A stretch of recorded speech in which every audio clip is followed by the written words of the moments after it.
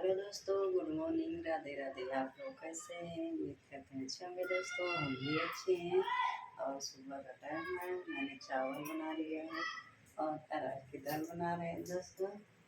आप लोगों से जिसको खाना हो मेरे घर पे आ जाना दोस्तों। आज आज हम आपको एक नए व्यक्ति से मिलाएंगे, अपनी गौरी से। हेलो दोस्तों, अब चलते हैं गौरी के पास।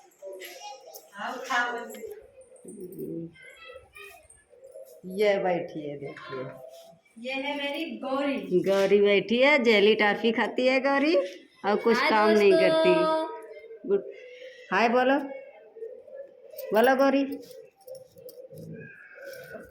बहुत मस्ती करती है।